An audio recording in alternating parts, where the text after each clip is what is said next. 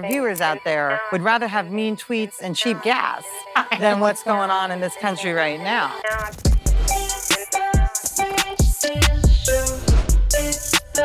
Lynne Patton, I'm so glad you're here. Thank you. This has been a long time coming. It has been a long time coming. We have mutual friends who have been trying to make this happen for the longest time. And from afar, I've been fangirling for a very long time. Ditto. I mean, I think obviously I go back to 2016 and the Republican National Convention when you got on that stage and you just rocked it. I mean, do you feel you've been working with the Trump family since like 2008? Long time, since 2000, I want to say 8. But don't you think that was where it was kind of your coming out party where everybody went, oh, who's this woman? I think so. And, you know, it was funny about the RNC is that I had just kind of finished writing speeches for Eric because he was going to speak, speech for Ivanka, she was speaking, and I was helping Don with his speech. And then when they finally tapped me to speak, I had like nothing left to say. I was like, what am I going to say? I'd given them all the great lines, but we managed to make it happen. And it was obviously one of the biggest honors of a lifetime. Yes. And 28 million people, I think. Oh my gosh. But that's what you can't think about when you're going into something like that. So you've done a ton of speeches. You've had huge roles. Tell me what your feeling was like when you were about to take the stage. Well, you know, honestly, having lived in LA and done sort of the extra acting thing for a little bit, I wasn't nervous, but I think I was just more nervous about making sure that I represented the family as best I could. You know, one of the reasons why they asked me to speak was because of a 2015 black and white video I had put out about my relationship with the Trump family and how they'd really just embraced me as part of their family. A sister from another mister, so to speak. Don and Eric are like brothers to me. Their wives were some of my best friends. Don's fiance, KG, is one of my best friends. We're together all the time. Laura, obviously, who you just interviewed, best friend. So, you know, I just really wanted to make sure that I represented them to the best of my ability because they've entrusted me with so much, you know, in terms of just being a part of their family, being a part of celebrations, whether it's birthdays, weddings, baby showers, vacations. I've been in the hospital when they've had babies. It's just been such a wild ride over the last 16 years. And, you know, to have known them before and after politics has also been an interesting dynamic because when I first started working for the Trump family, I mean, they were widely embraced by everyone, Black, white, Democrat, Republican, Hollywood loved them. Yeah. They were invited to the Met Gala all the time, to the Oscars, to the Super Bowls. And then to obviously see that change overnight, simply, I think, because he decided to run under one party instead of the other when he came down the golden escalator that day has been really kind of eye-opening and equally disappointing. I think by the time we all got back upstairs after that golden escalator moment, this poor intern that we had all left up there and to answer phones while we were downstairs was practically in tears. The phones were ringing off the hook. I want to say at least 5 people had canceled contracts with the company. I think one was Serta. They made mattresses at one point because people, when they would spend the night at the Trump hotels, they were always like, when they checked out, what mattress was that? It's amazing. Yeah. So he soon started selling that mattress, Trump Serta. Then I believe Jose Andres, who had just signed on to be the chef, who does great work, by the way, with his World Feed program. He had signed on, Ivanka had worked very hard on this project to be the anchor restaurant of the Trump Washington, D.C. hotel that they had in the iconic building there. And then I want to say Telemundo, Univision, Miss Universe, they had all dropped to the wayside too. So, and it was interesting because I literally saw, you know, they talk about the 5 stages of grief. I literally saw that play out. I think at first we were shocked, you know, and they immediately went into sort of recovery mode. They were like, get these clients back on the phone. Let's see if we can't fix this. Then, of course, when it became clear that they were gone, there were some tears involved, because specifically with some of the contracts, Jose Andres in particular, because she had just worked so hard on them. Yeah. But then I saw, and this is why they're as successful as they are. Something just came over them, and then they got angry. They got serious, and then it was like, well, we're just going to sue the hell out of these people. They're in breach. All of them, they're breach contract, Yeah, absolutely. And so it was kind of interesting to see that manifest itself within like maybe 5-10 seconds. My goodness. Well, that transition and I can almost picture it. Yeah. Right, where you see, sometimes we've all experienced it. You get that glazed over look, and it's like, wait a minute. You're like, we did nothing wrong. No. We're just telling the truth and trying to save this country. And now, of course, as we all know, Mexico was sending their worst. They were sending people that they did not want in their own country. And he never said they weren't sending great people as well. Mm-hmm. But to have it twisted into such a negative connotation at the time, I guess, was just unheard of. People just didn't speak the truth. Now, thanks to Donald Trump, it's becoming more commonplace in politics, to be honest. And I hope that that's something that can carry on. I should say that we're in Atlanta. Yes. Officially. Atlanta. Oh, it is And hot. it is hot. It's like 100 degrees. So if you hear air conditioning in the background, get over it. We need it today. It's the night before the first presidential debate. Right. And so when you talk about the fight that the Trump family has and Donald Trump has, I mean, in some ways, I'm surprised that we're here and that he is coming back up on that stage tomorrow night, because many of us believed after what happened in 2020, okay, that's brutal. It's enough. Yeah. You did your 4 years. You can ride off into the sunset with your billions of dollars, and you did make a difference. But that fight that you refer to, he did. He doesn't have to do this. There's something in him that is much deeper than probably any one of us on the outside will ever see, that just believes what he believes and is not going to back down from anyone, and is not afraid to point out the hypocrisies and the wrongdoings, whether it's contracts from Serta or Jose Andres or anyone else. And, I think, Sage, at the end of the day, he has unfinished business.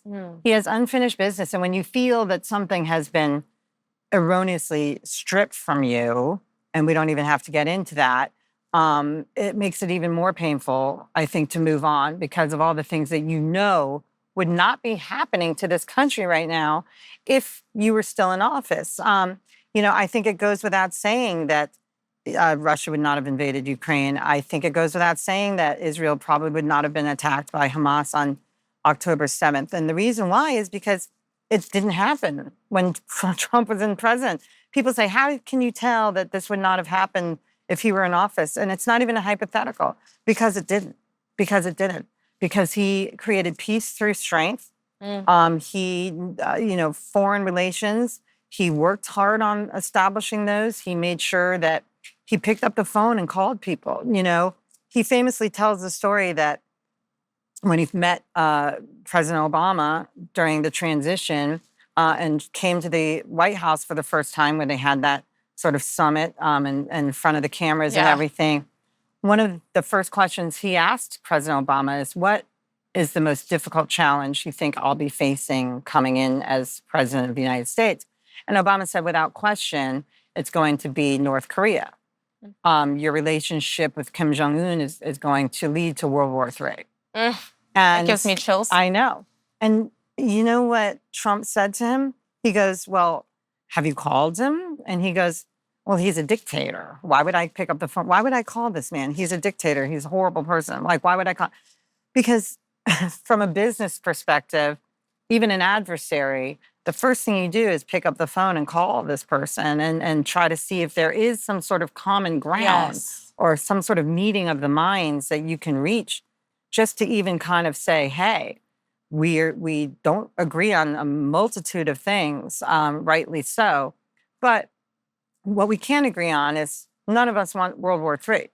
So how do we reach that middle ground and that sort of compromise where we can sort of work together. And because of it, Trump was the first president in history to ever set foot in that country. And had that been anybody else, I swear he would have won the Nobel Peace Prize. Of course, of course. Because that was a significant negotiation. Absolutely, but it's so fascinating to think of that conversation between Obama and Trump. Yeah. It's such a simple question. It's such a simple concept. Yeah. Have you talked to him? Have you reached out? He basically was like, well, what did he say when you called him? Like, it wasn't even like a question. He assumed that he did. He assumed that he had called them. And, and that's why I think the American people voted somebody like Donald Trump into politics, into office, because they wanted somebody who treated this country more like a business and ran it with common sense sort of approach, thinking outside of the box. Because, in Washington, D.C., that is frowned upon. Yes. But it's refreshing, and that's exactly what he brought to the table when he was president. And it was an honor to work in the administration, and I look forward to being back there. In fact, I'm already stressing about what neighborhood I'm going to live in D.C. because they've all gone to crap while we've been gone. And, but I hear Georgetown is still holding up. Georgetown's still hot, right? Yes.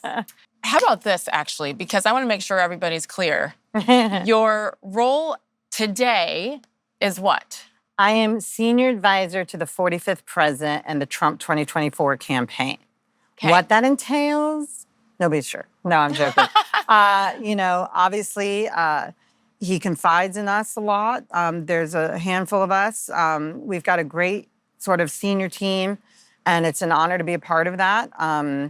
We brief him on things. We obviously travel with him. He's very much involved in the day-to-day decision-making, as always, as he always has been. And I think, my presence there brings a certain level of comfort, just because he knows how much his kids trust me. And having me in the room, I think when a lot of these conversations are happening, just brings sort of an overall sense of support, that he knows that if there was something going down that maybe his family wouldn't approve of, I would speak up. Yeah. I've never been a yes person. It's one of the reasons I think I've lasted this long, because from day one, I didn't really need the job. It was a job that I was happy to have and wanted, and, was introduced to through a mutual friend, who actually shall remain nameless because I think his name is like Voldemort at this point. Michael Cohen is the one who connected me to the Trump family many moons ago. We were already friends. And so he said, Lynne, you seem to know a lot of people. You're out and about. You're always at grand openings and things like this for restaurants and nightclubs and stuff in New York. I was always at charity functions in Connecticut and Westchester and the Hamptons. So I kept running into Michael Cohen at these events. He knew that I was well connected. Of course, the Trumps don't need connections. Right. They basically ran New York City at the time. But I think to his point, they were different kinds of connections. He wanted them to be a little bit more outgoing when it came to maybe sort of the social scene and the nightlife, and also the world of philanthropy in New York. And so by coming on board, he hoped I could bring that to the table. Well, he simultaneously was telling Eric Trump, who was looking for a personal assistant, that I was willing to interview for that job. And it wasn't until halfway through lunch that Eric and I realized we were talking about two completely different jobs. Yeah. And I always tease Eric about this because he ended up getting me good because he said, Lynne, well, it's obvious that we click. And I think it goes without saying that you have the job as my executive director of the charity, if that's what you want. He goes, but do you mind still kind of maybe helping us as a personal assistant until, of course, we can replace you with one that we hire. We answer our own phones, we scan our own documents. You never have to get us coffee or anything like that. Maybe just schedule some travel, things like that, or do our calendar. And I was like, sure, no problem, but you're going to continue to interview, right? Not that there's anything wrong with being a personal assistant, but it wasn't what I had signed up to do. And Eric was like, yeah, no problem. Of course, we're going to continue. Well, 3 years later, I look up and I'm like still wearing both hats. And I was like, you got me good. They got you. They got me good. They got me good. But I wonder, would you change any of that? I would not. Right. Not so for a much moment. came from it, I bet.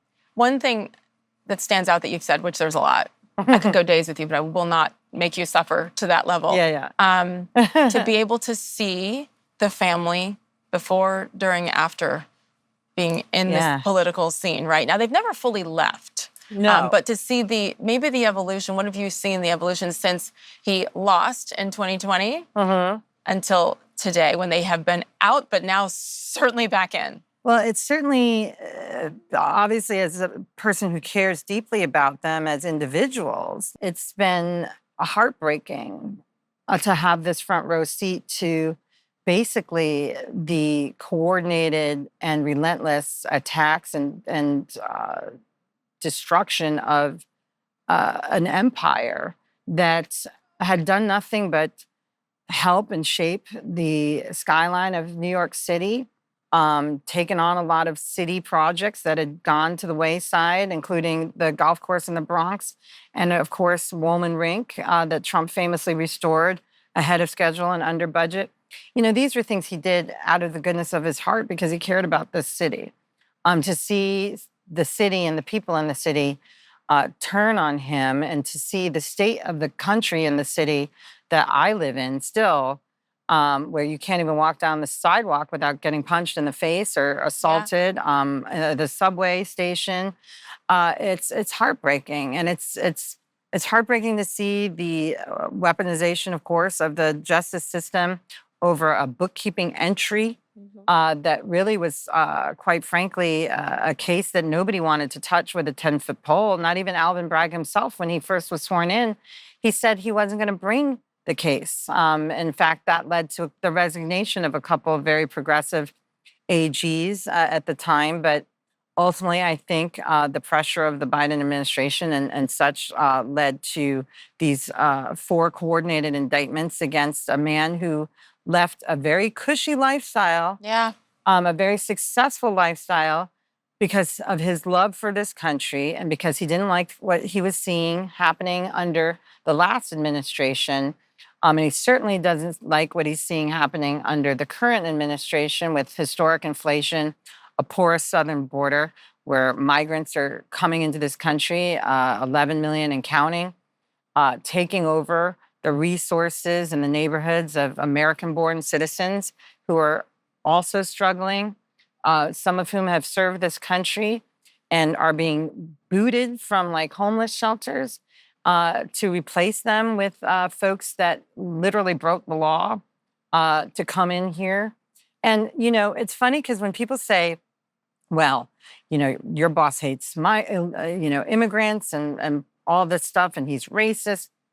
I mean, he's never hated immigrants. He was married to 2. And, he they just happen to come in. them. They just happen to come in legally. They just happen to come here legally. And that's all we're asking. We're just asking, do it the right way. Yes. Become productive citizens here, tax-paying, law-abiding citizens. It's hard when the first thing you do is break the law to come here. And it's not fair to the people who do it the right way. Do you know that? Can I tell you, interrupt you? I was in an Uber recently, actually here in Atlanta, and I always have deep conversations with the Uber drivers. And a black man African man from Nigeria. And he was just lovely, and he wanted to show me the pictures of his kids. And I said, where are they? And he said, they're still there. Sure. And I said, oh, he goes, yes, I've been working for a very long time. And he said, every penny goes back to them. They have, 7 years? He has 2 years left, and he sees them once a year. And I didn't prompt anything, I swear to you. And he started to say, in broken English, this is why it's not fair. I'm so upset. I've done this the right way. I have sacrificed. I've left my family. And now we're just letting everybody in. And I got choked up. Because I thought, this man, he sees the American dream. He wants to bring his wife and kids here. And he chose to do it the right way. And what is the messaging when we ignore those who choose to do it the right way, who are paying? He's working 2 jobs. And I just said, I'm sorry. I didn't know what to say to him, because you're getting me verklempt because he's right. The messaging is, if you cheat the system, you win. And that is a horrible sentiment to send to people who are trying to do the right thing, because I would be like, wait a minute, let me coordinate getting my wife and kids across the southern border then. I could be with them right now. This summer, it's time to take a break from shopping for meat in the store. That's so 2021. I mean, please. Prices are up, quality is not, and there are more imports than ever. So it's time to be smart, just like me, obviously, and get your meat from Good Ranchers. Who's Good Ranchers? Well, let me tell you, GoodRanchers.com is the #1 place to get 100% American meat this summer. So celebrate the sweet taste of freedom with savory meats conveniently delivered right to your door. And they're all raised and made right here in the good old USA. No matter what the occasion this summer, Good Ranchers has you covered. In fact, right now, you can actually save on Good Ranchers meat like never before. Subscribe to any Good Ranchers box now and get $100 off, plus free American Wagyu burgers for a year. So it's more than just a great deal. It's also, get this, it's a chance to support American family farms and enjoy the highest quality American meat. All you have to do to claim the offer is go to GoodRanchers.com and subscribe to any of their custom curated boxes filled with 100% American beef, chicken, pork, or wild-caught seafood. Pick your box. Use my code SAGE at GoodRanchers.com to claim your $100 off and free Wagyu burgers for a year. This is the time to subscribe and leave that low-quality imported meat of the grocery store. Leave it behind. If you needed any other reason to support Good Ranchers, they're not only amazing partners of this show, but they support the paralyzed veterans of America too. Every single order saves American farms and supports American veterans. So change the way you buy meat today at GoodRanchers.com with my code SAGE to claim your $100 off, plus those free American Wagyu burgers for an entire year. Make the summer unforgettable with GoodRanchers.com, American meat delivered. I was talking to my Uber driver recently, who happened to be Haitian. He was actually driving me to Mar-a-Lago, so the subject came up. Are you going to see the big man on campus? And I was like, yes. And I told him, actually, I work for him. Sometimes I say that you have to kind of gauge the room. But he was like, he's like, I'm going to tell my mom that I literally saw the gates of heaven today because I dropped you off here at Mar-a-Lago. Gosh. And I asked him a pointed question because, some of the flack that my boss has gotten was from his comment about Haiti being a shithole country. Mm-hmm. And I get asked about that comment sometimes as a Black female who works for him, and obviously the most senior minority who works for him. How do you work for somebody for so long who has been accused of being racist and sexist? And, obviously the first thing I say is that I don't. There's no amount of money in the world that you could pay me that would make me stay with a man who I genuinely thought was racist or misogynist, sure, or anything of this nature. And I often say, a few things. One, as a Black person, I think you inherently know when somebody is racist. There are some unwelcome undertones. You feel it. The reluctant sort of inclusivity of the room. I went to boarding school in Massachusetts. I was oftentimes one of the few minorities in the room. So I pick up on that. I'm very sensitive to that all my life. I've never once felt that with this family.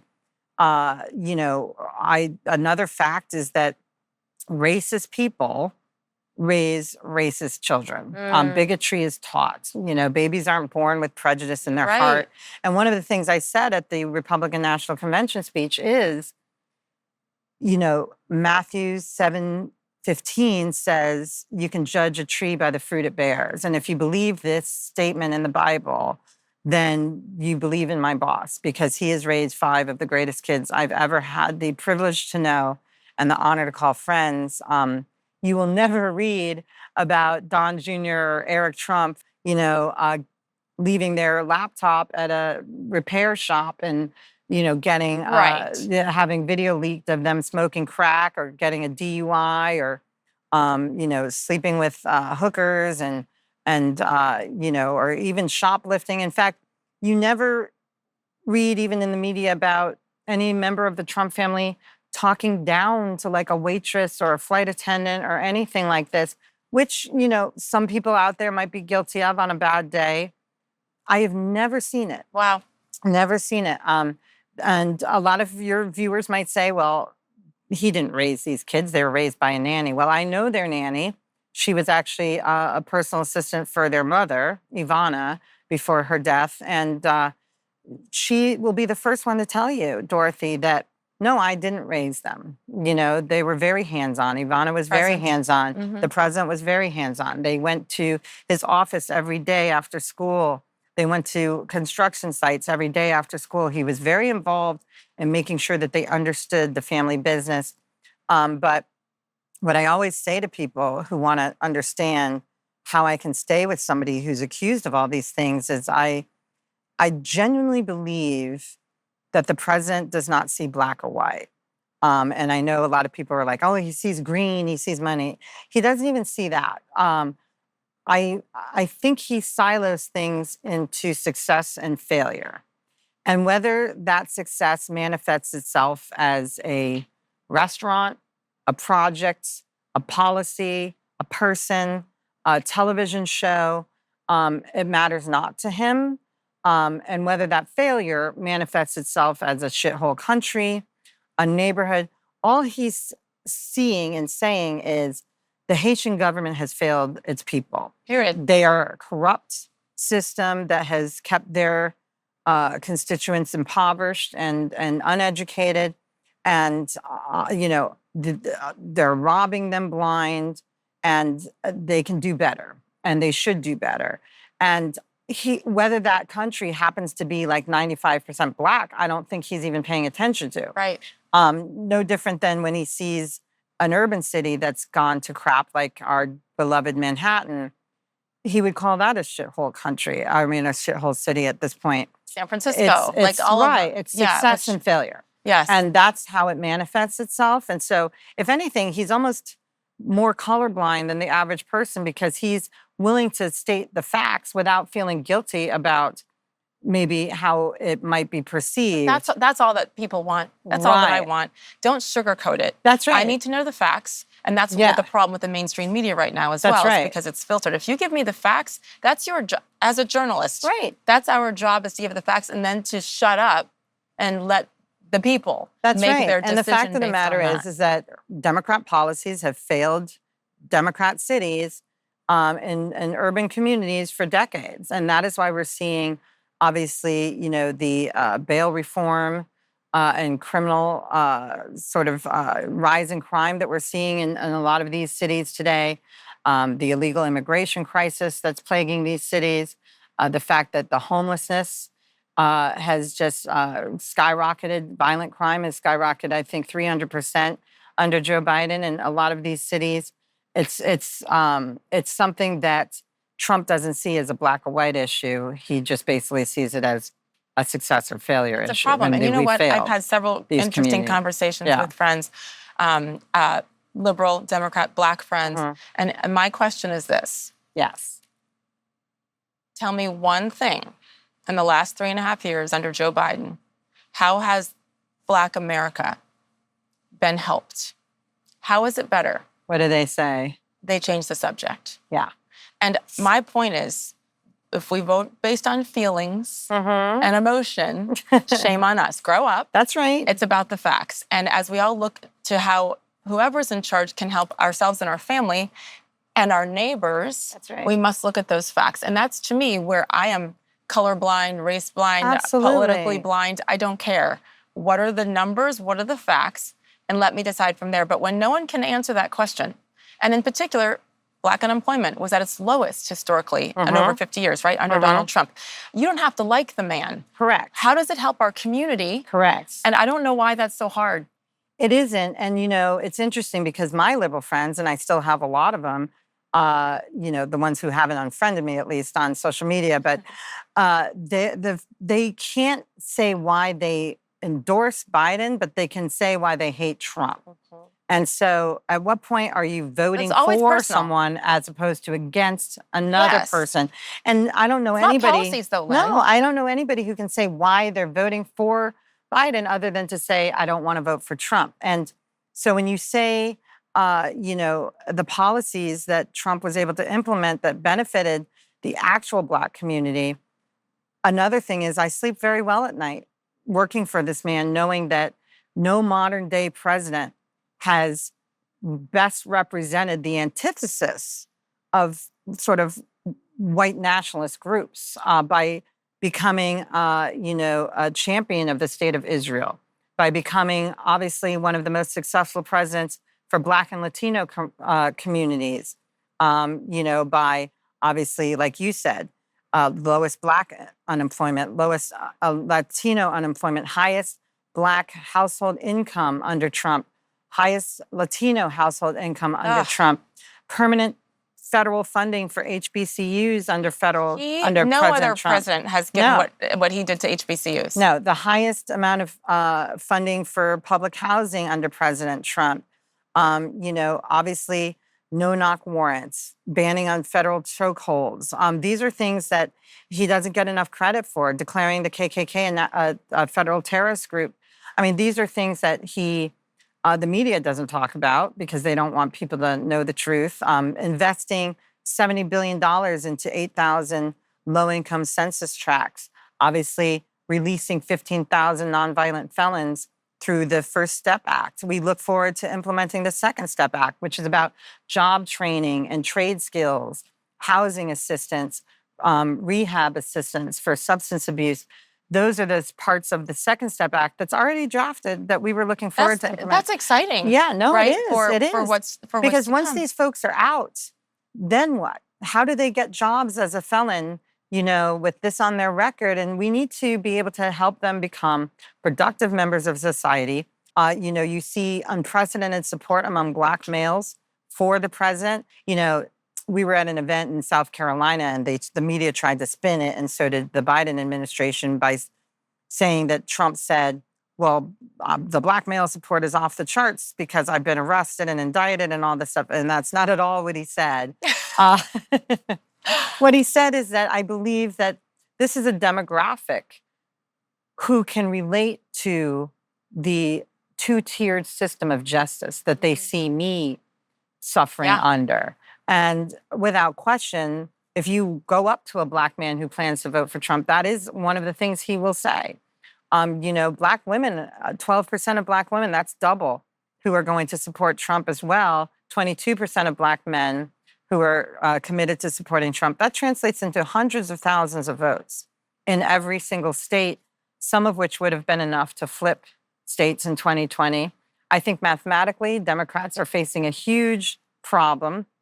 And, at the end of the day, Sage, when they talk about how racist and sexist my boss is, the only thing I can think of is that racists subconsciously expose themselves. And I don't think I've seen a more blatant subconscious racist than the current man sitting in the Oval Office today. This is the man who said Obama is articulate and clean. It's the current president who said poor kids are just as talented and bright as white kids. It's the current president who said Black folks don't know how to use a computer or find a polling station, so we can't possibly use voter ID. All the voter ID laws, especially right. Here in Georgia. It's the current president who said Black, felons are born out of wedlock and cannot be rehabilitated. It's the current president who said that he didn't want his kids going to school in a racial jungle. These are facts. Even his vice president called him out on stage and on national television as being a racist for fighting against the desegregation of schools. She said that she was a beneficiary of the busing system that was implemented to combat that. And yet, this is who you hire, to be your vice president because you want to obviously look good. By the way, she's somebody who's put more Black men in prison than any other DA or AG in San Francisco history. Oh my gosh. Yeah, or in California history. Low nonviolent drug crimes, those are things that the Black male voter remembers. And when they go into the voting booth, this November, I they're feel going like to be it's voting different. for. I I feel feel like like it's there's different. a But let me vibe. ask you this, because Of course. what breaks my heart is that divide. Yeah. And the hatred. I never, ever, until recently, shared my politics, because it doesn't matter. Yeah. I'm a journalist. And it shouldn't. That was my job. Yeah. What I do on the side, You were there to report on yes, sports. my and politics don't matter. Right. And now we can all speak freely in certain forums now. But I will say, people, guessed the most hatred I have received. I know what you're going to say. Who look like us. Yes. And it has broken my heart more. I can't. I know. It's because it's tough. It's the opposite of what we preach. And so my question for you, I don't need it yet. My question for you. I'm putting mine out too. My question for you is not why, because we can't speak for every person. No. But how have you handled that? The names, the sellout, the Uncle Tom, the coon, all of the things, the attacks on my children. Oh, I can't on social media, things I can't repeat because their mother has certain opinions, which I thought we were allowed to have. When people say, you're Black, therefore you can't be Republican. Right. You know what that does? That's racist, and sometimes it comes from our own people, to say that we're not smart enough to make our own decisions. And if you're only allowed to think one way if this is your skin color. What the hell are we doing to each other? And the president obviously famously said, you ain't Black if you don't vote for me. The current president. How have you handled that? Because you have gone on these stages, you have said screw you to everybody who says, who tries to bring you down for being a Black woman working for Donald Trump. The threats pale in comparison, I will say, to the threats that the family gets on a daily basis. I can't imagine. But the obviously the white powder in the mail, the fake anthrax, all that stuff, they still get to this day. Laura Trump opened up a powder envelope, and it was horrible, traumatic experience. I get death threats on a daily basis. I get name calling on a daily basis. I've reported it before Elon Musk purchased Twitter. I would report it, and they would always dismiss it and say, it was free speech. But if the tables had been turned, and somebody was saying that, of course, to them, to a liberal or a Democrat, it would be a violation of community guidelines, and they'd be banned. But how have you continued to do this? I know. You see me trying to avoid this question. From a personal standpoint, I had family members that stopped talking to me after the Republican National Convention speech, immediate family members. They've driven past my parents' house in Connecticut. They've been ostracized from parts of their community as well and their social life. It's been a struggle on a daily basis to reconcile the fact that you're being largely rejected by your own race, that you're being ridiculed. And in fact, a lot of the greatest racism I've experienced has been from my own community. That's what I was saying, same thing. Yeah.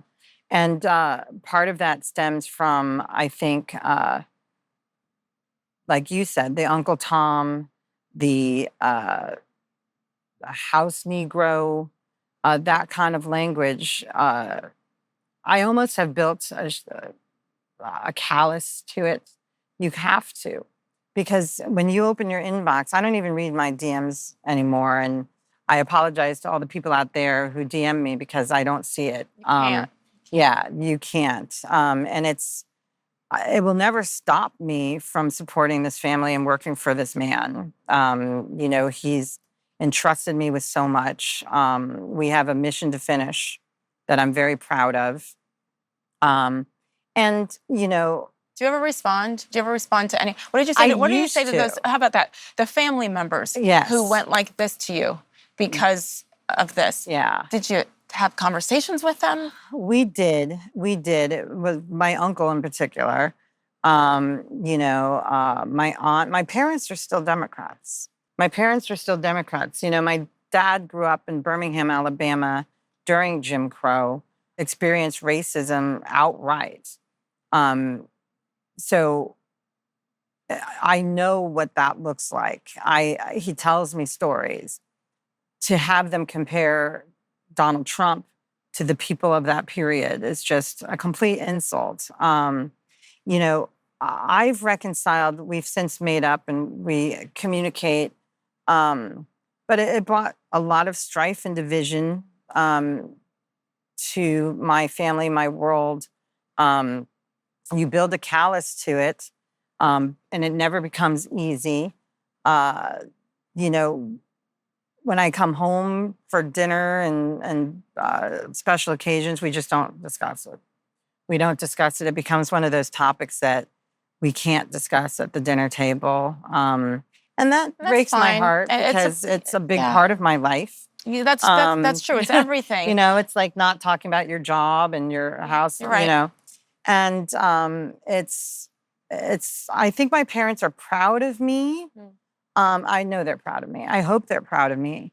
And what I've had to do is I've had to kind of equate it to the opposite side of the aisle. In other words, if I were a current senior advisor to a former Democrat president like a Barack Obama or Bill Clinton, how would your friends perceive you?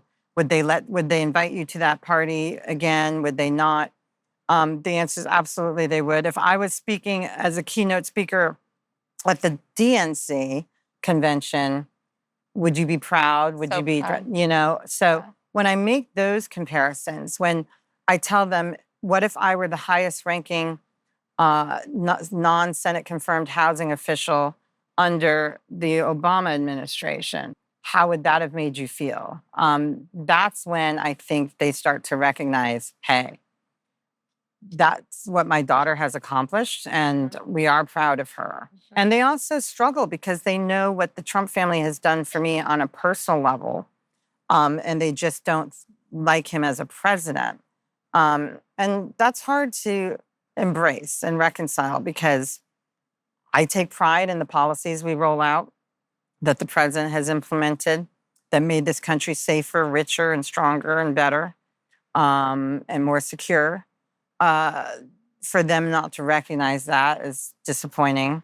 You know, my mom, and they're smart people, doctors, and they'll say to me over breakfast the other day, my mom was like, you know, I was in Costco the other day and coffee is 13, it's tripled, you know, since last year. And I'm like, this is what you're voting for. You just said it. This is what you're voting for. But you'd be surprised how many smart people out there do not make the connection. Well, they choose not to. I think you're right. I think they choose not to. We need a whole show. Yes. Just on Black America, how we are put into one big lump, like this is what you believe and this is what silo. Yes. And the fact that we attack each other. And that to me is the most important part from a human level, that I don't know any other community that attacks within if you don't follow whatever protocol that is an unwritten rule. And that's where I think we are better than that. And to break people down because they don't fall in line actually just goes along with what the racist people want. That's right. Right? It's just, no, all you people, this is how you should think and speak and vote and marry and all the things. And I'm just done. I think I used to have this fear to talk about it because you don't want more people to hate you. Right. And now, what are you exposing? What are you getting to the bottom of? But if we stay quiet and don't talk about the experiences that you and I and many others have lived, then actually shame on us because we do have this platform. Yeah. And once you are fearless, that's when we can help others, because you and I both have people, Black people, come up to us and say, I happened on the streets of New York City yesterday to me 3 times. And he's like, right, don't let them hurt you. And I'm like crying in the middle of the street because I know we're not alone. I had somebody at the rental car desk say that to me yesterday. Really? Yeah, that exact thing. Keep fighting. She recognized me. And I was first of all, I was in awe because I'm not as forward public facing a person as you are.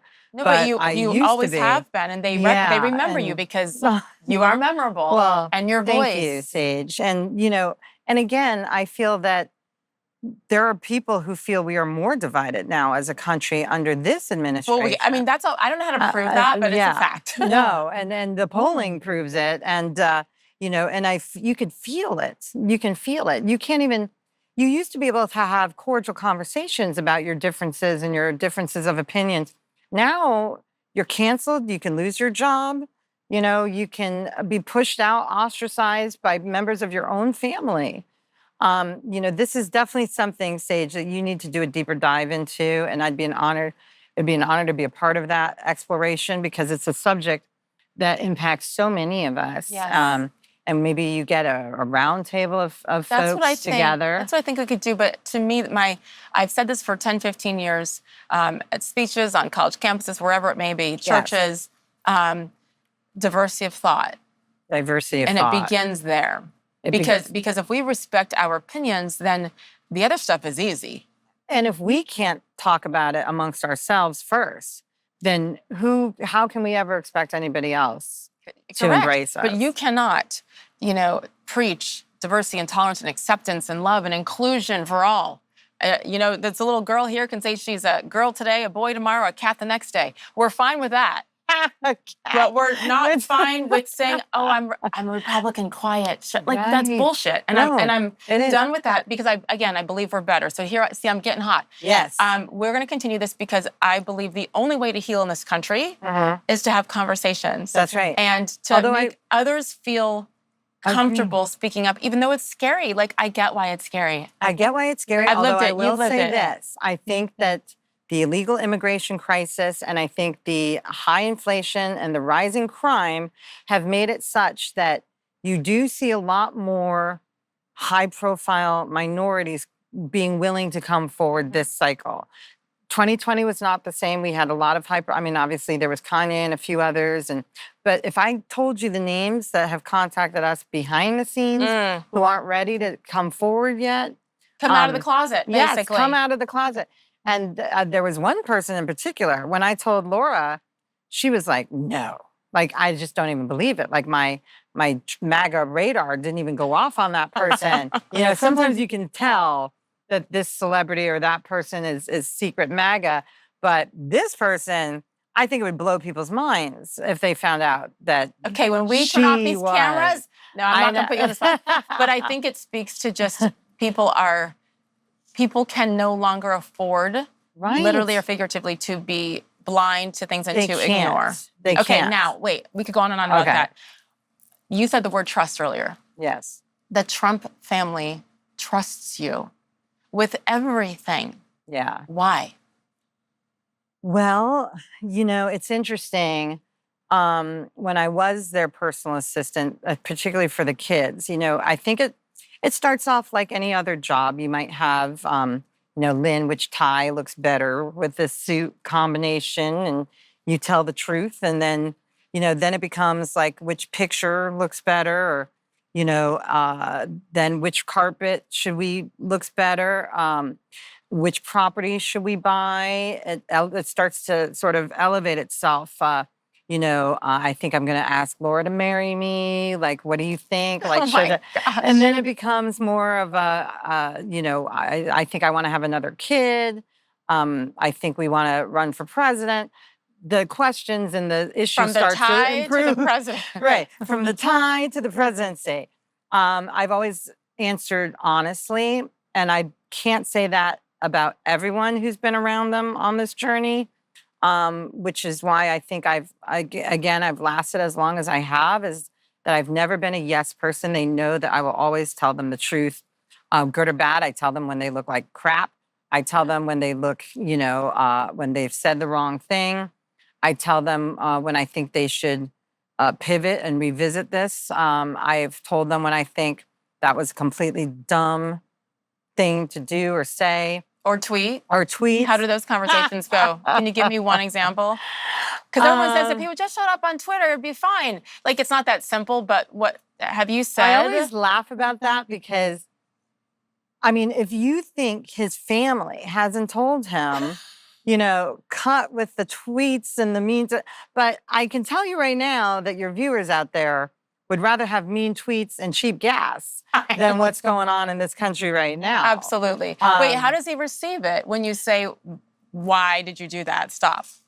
I'm trying to think of the last time I said that to him because, he will always do and say what he ultimately wants to do and say. And arguably that's why he won in 2016. And that's why he was such a successful man in the boardroom.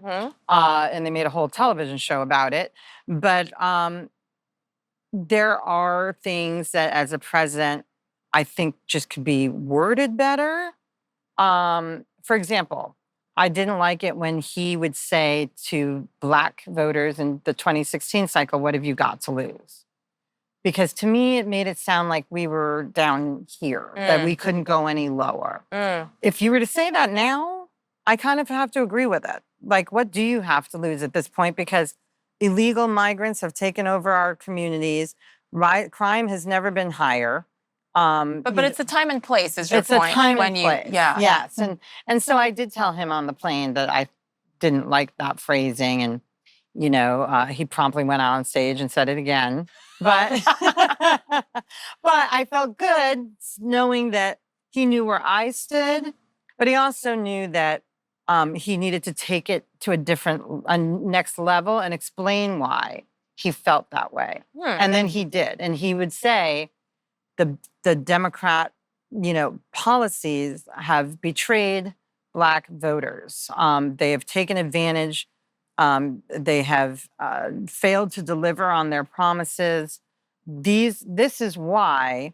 What do you have to lose by voting for me, giving me a chance? You've seen what I've done for the city of New York. You've seen how I've turned that around. And I will say this, even in the 80s and 90s, the people who have always loved and supported this man, which is why they call him a blue-collar billionaire, are the working class Americans of this country, the taxi drivers, the cops, the firefighters, the construction workers, nurses.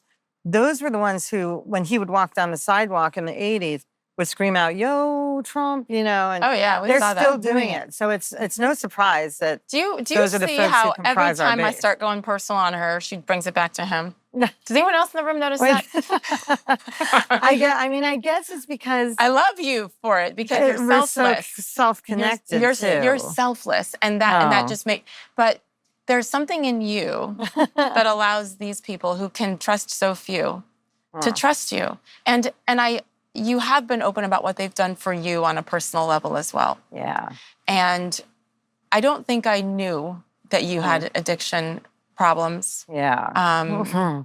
Pre-Trump that resurfaced before he took office. So the irony, of course, is that your parents worked so hard to be able to send you to private schools and give you a lifestyle that maybe they didn't have growing up. And of course, that sometimes results in putting the frying pan into the fire because drugs were so prevalent at boarding school where I first tried cocaine, and that was my drug of choice. Believe it or not, I never touched it. I was, I want to say 15 maybe. It was something that I did socially, and I think you barter with yourself and you say, well, as long as I never buy it and as long as I only do it at parties, I'm fine and it's not a problem. But, and I never touched it in college. I dabbled in it again with an ex-boyfriend of mine. But when we broke up, I went to go work for the Trump family after that. And, for the first 3 or 4 years I was working for them, very intense, high energy, high responsibility, zero flaws allowed job where you're literally managing their lives, their households, their families, their travel, their calendar, their day-to-day for multiple people, Don, Eric, and Ivanka Trump, who are not busy people. Right. And, I'm not using this as an excuse, but a friend introduced me to a delivery service for cocaine around 2012, 2013. And that to me was so convenient and so easy. She and I would call it maybe once a month or once a week. just to kind of blow off some steam after work.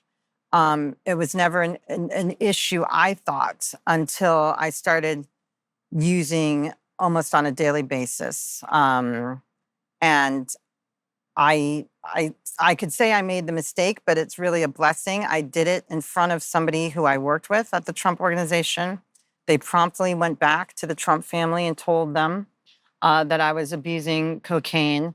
You know, looking back, they actually all came to my birthday party the night before. They confronted me, and they knew at that time that I was basically betraying them, that I was using drugs, putting them at risk of exposure. You know, had I ever gotten arrested or something, that would have been a headline. This was pre-politics. It would have been a headline even pre-political, because they were still one of the most famous families in America. They came to my birthday party the night before at Trump Soho, paid for the whole thing, and then left, wished me well. The next morning I walk in and Eric Trump calls me in his office and he said, close the door. And I was like, okay, who are we talking about? You know, getting ready to talk about. And he is very serious. And he looks at me and he says, you know, Lynne, we know what you're doing and you're better than this. And immediately, Sage, the addict in me was like, I don't know what you're talking about. I denied it and denied it and denied it. I said, I haven't touched cocaine in years. I don't know who would tell you that. And meanwhile, my brain is like, who freaking told them this? And I know exactly who it was. And I'm just getting angry. And I'm like, and then as I'm lying to his face, I look up and he's crying, you know? And then I just lost it. At that point, I was like, I started crying. Laura Trump was on the phone. You know, she told me how much she loved me. He told me how much he loved me. You know, he was basically like, you're a sister to us. We want to make sure that you get the help that you need to get through this. His brother and sister were also extremely supportive about this. You know, never in a million years. They got my parents on the phone. It was a genuine intervention. And I know this might sound sort of extreme, but it's not even hyperbole. I believe with all my heart that they saved my life, because a few years later, my dealer was arrested for fentanyl-laced cocaine that had killed 3 people in Manhattan. Oh. And I look at the cover of the New York Post, and there he is being perp walked.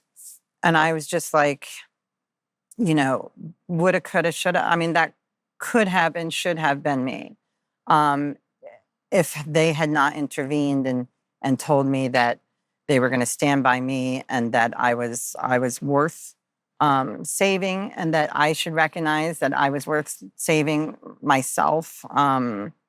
And, you know, I think that brought us so much closer than any job ever could. I owe them everything. And that's why you'll never see me leave this family. Whether he was president of the United States, whether he was a CEO, they've done so much for me. And as Democrat as my parents are, they love them for this. They love them for bringing me back to myself, for getting me off this drug. I haven't touched it since. You know, for making sure that they also gave me a chance. You know, it wasn't long after that he came down the escalator. And, you know, when he won the presidency, I didn't have the heart to tell the kids that, wow, part of me wants to go to DC because this is like the chance of a lifetime. You know, when will you ever get a chance to work for a president of the United States? So I remember trying to psych myself up to tell Eric, Don, and Ivanka that I was going to I wanted to go maybe work for their father.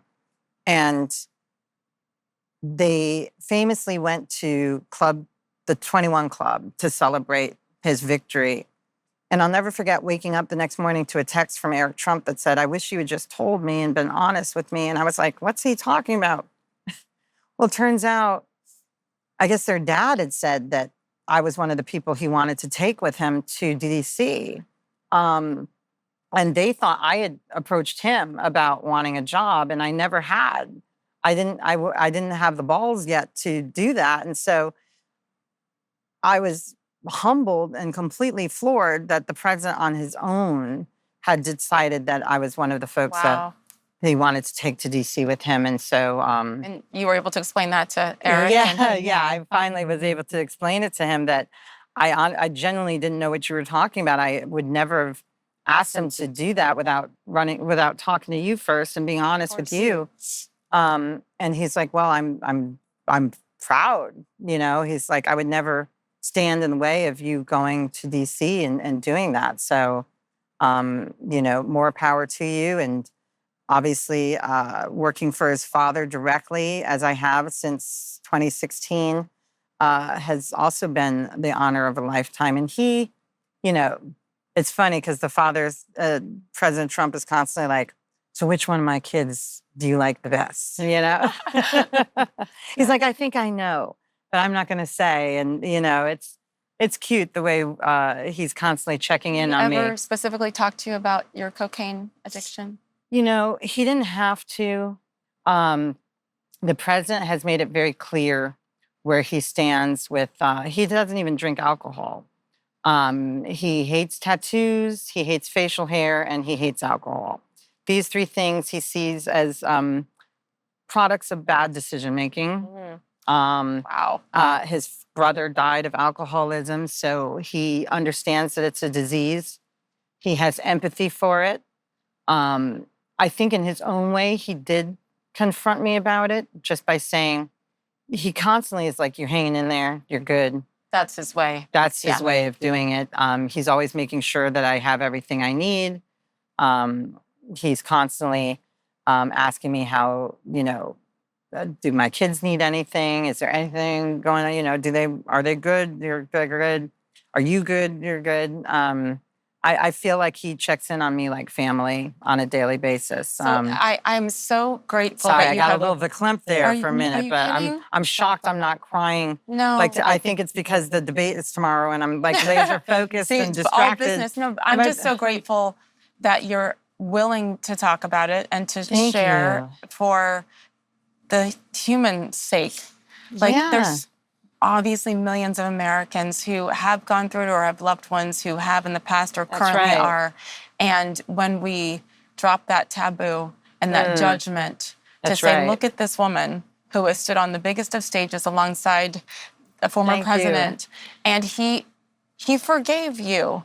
They saved you and forgave you and continued to welcome you in. And I think that speaks volumes about who they are. But I should start with you because your decision to beat this is the most important thing. Thank you, Sage. And I do have a countdown clock app, and it's been over 10 years now since I touched it. And congratulations. Thank you. And I'm excited about that. And the fact that they were willing to give me another chance, that they saw something in me that I didn't even see in myself. And I think that's something that this president and this family have a real knack for. I think they draw out of people the best in them. There's something about this family that makes you just want to high perform and deliver for them.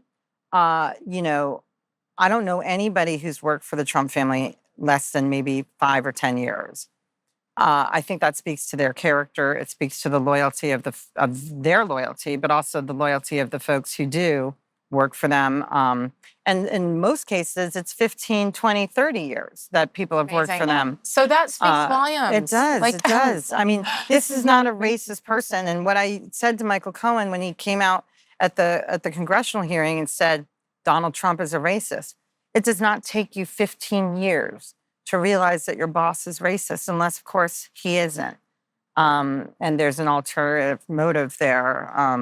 I always say, though, that when people can see kind of behind the curtain and the everyday life The grandfather, as I spoke to Laura Trump about the other day. The grandfather, the sports fan. When I've met him both times, it's been at sporting events. Yeah. And he didn't want to talk about anything about football and UFC. And it's like, That's right. You were at the UFC. I was at the UFC. I had no idea Dana was going to place me in the seat directly behind him and Donald Trump. And all of a sudden, I'm like, wait, that's my seat? And I look at Dana and I can hear him now. You're stunning. You're stunning. The phone's blowing up. But I was like, oh, I'm here. Now I'm on. Thank you. But he's always been kind, because people say, well, what is it like? And I'm like, I have 2 quick meetings. That's it.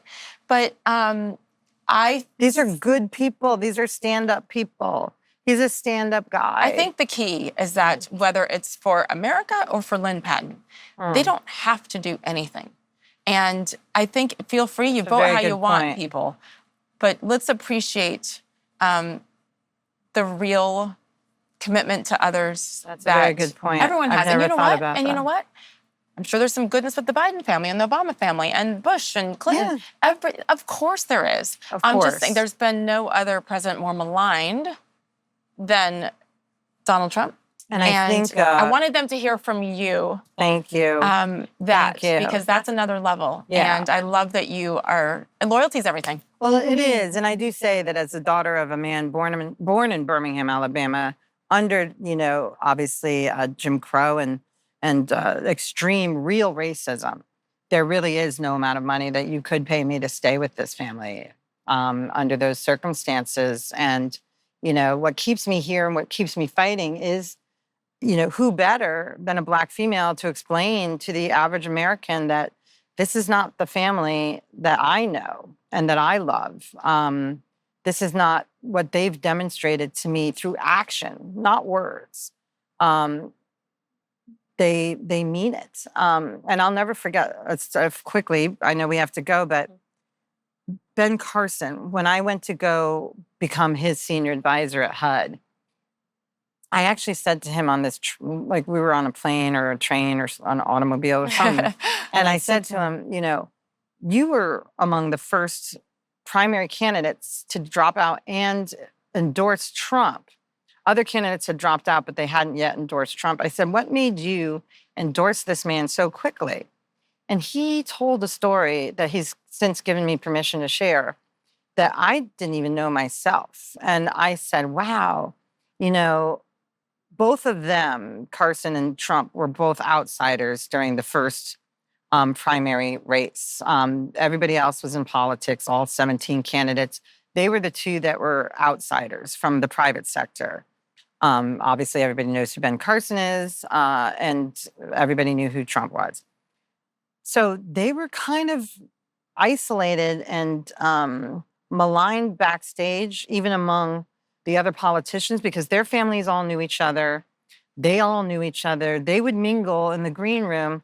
And believe it or not, Trump and Carson would kind of be off to their own devices. And their families would also be kind of isolated as well and not really mingling with the other families who knew each other backstage. And so Carson said, as a man and as a husband and as a father, he struggled with the fact that, he's putting his family in this unfamiliar position.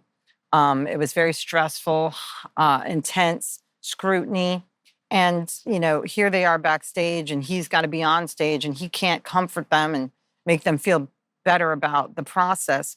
But he said it was the Trump kids, Don, Eric, and Ivanka and their spouses, who approached his family backstage and said, hey, I'm Eric Trump or I'm Ivanka Trump and it's nice to meet you. And, they're like, oh, I'm Ben Jr. and his wife and kids and stuff. And so from that point on, the family started greeting each other in the green room and sitting next to each other in the audience and stuff.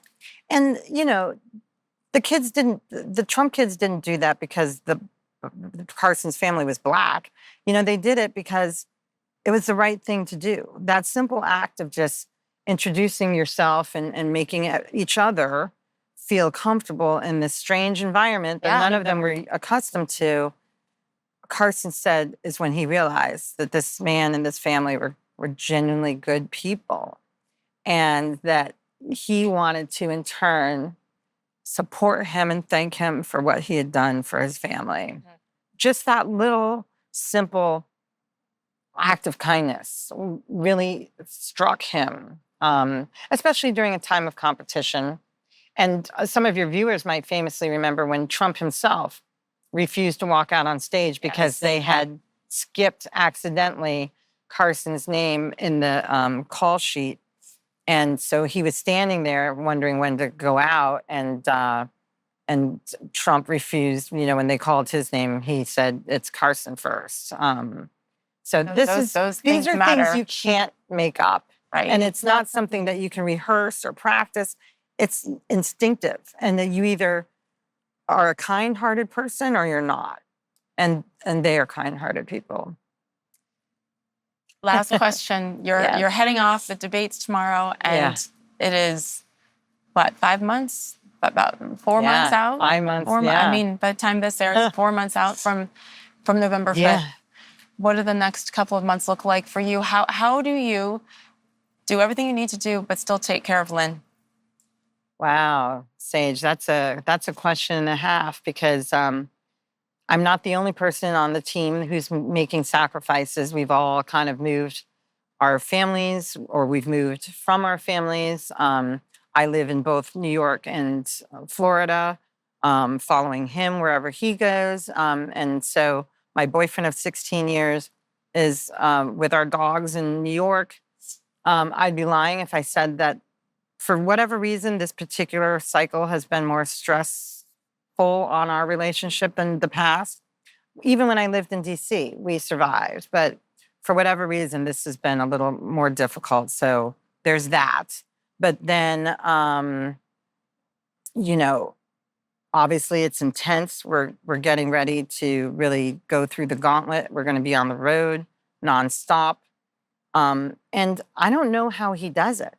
The stamina of a 7-year-old man, 78 now. Wait, I'm asking how Lynne Patton is going to take care of Lynne Patton in the next couple of months. Lynne Patton is going to... You see what I did there? You keep trying. You see what I did there? Good Lord. Take care of Lynne during this time, because you're gonna, no matter what, you're gonna take care of them. But at the same time,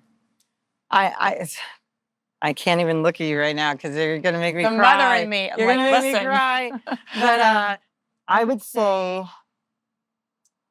what I have been doing is I've been doing for the first time what I want to do instead of what I think I should be doing. That's new to me, and that's uncharted territory. In what way? Well, like I said, I've been putting some stress on my relationship with my boyfriend, but I know this is where I need to be. This is where I want to be. I've been focusing on my parents more than ever. We talk multiple times a day. I feel like as an adult, I have a better relationship with them than when I was little. I was a terror growing up. I put my parents through it. I was a rebel. I did everything. I ran with like the Hell's Angels and all kinds of stuff. Like that's a different episode for a different day. Oh, please, yeah. But yeah, it was a situation, and so to put the have that focus relationship on with them. that. Of course, they're disappointed that we're pretty much staying in Florida for the summer, because usually Trump will go to Bedminster and stay in New Jersey for the summer, and I get a chance to go home to New York for the summer, but that's not happening because too many people have moved down to Florida for the campaign, and it's just logistically makes more sense monetarily as well. And but I've been trying to do what I like to do. I just started booking a masseuse once a week. Good. Yeah, I book a housekeeper once a week. These are things that I need a clean, tidy place. It helps my headspace. The masseuse helps me relax. Takes me to a place where for an hour and a half, I can put my phone, because he won't even let me look at my phone. He puts it like in the other room. Oh, the masseuse or Donald Trump? The masseuse. And good. So, you can't. So that's a splurge that I've been trying to do, and And I treated myself to a nice car recently, which has a convertible. And in Florida, you need it. You gotta do, But if you want to be there in the way that you do to that highest level, you have to take care of yourself first. You have to. You have to. And you know what? I say to myself, I feel guilty sometimes about, spending money on certain things, but then you say to yourself, you deserve this. You've put in the work. You've put in the effort. Yeah. You've earned it. The campaign thinks you've earned it. So, you must be doing something right. And so it took a lot, though, for me to look in the mirror and believe I earned it. And I don't know I'm sure you understand that. And are you worth it? Yes. Are you worth this? Are you worthy of even praise, even words? Yes. And the answer is absolutely yes. And you always were. Oh, well, we always were, but we don't know that. And I think as women in particular, and you're a nurturer and a caretaker. And as minorities in particular as well. That's a whole other level. That's a whole different level. And we're going to have that conversation soon. Stay strong. Thank you, Sage. You too. And I hope you take this the right way. I'm so proud of you and proud to have finally met you, but proud of the way that you've done it. And you've faced your crap publicly. That is admirable. And I'm so proud to be sitting here across from you because I have fangirled you from afar because when I heard about your story and when I saw it unfold like the rest of America right before our eyes, I was like, where are we living? Where are we living where you have to give up something you love, and are being canceled for speaking out and being true to you and true to your fight. That takes courage these days. That's sad. Is sad. It is sad. And that's where we need to get past. But it's okay. I do feel, and I hope you feel the same way. Like, I feel like I know I'm on this earth now. It's my babies who aren't babies. That's it. 3 kids. And God placed me here because I got a big mouth that I didn't know I had. And now let's not waste it. Both. Yeah. Just if for no other reason to try to, I swear to you, this is the goal. To try to help others not feel the fear to be themselves that I did for my whole life. Wow. And so now no more. No more. And people like you are leading the way as well. So Thank you you. Go downtown, go do your thing. Humbled. Enjoy the debate tomorrow. Oh boy. Thank you. Thank you. It's going to be entertaining if nothing else. Everybody's like, he's not preparing. It's like he's ready on day one. He's ready on a daily basis because he engages with everyday Americans on a daily basis. He knows what their struggles are. He knows what his struggles are. Never before have they been more amalgamated, and I look forward to seeing that manifest itself tomorrow. And in the meantime, keep the massage. Keep the masseuse going. Get a massage. Deserve that. And I love you, and thank you. I love you. We're not hug on camera. I really appreciate it. I love you.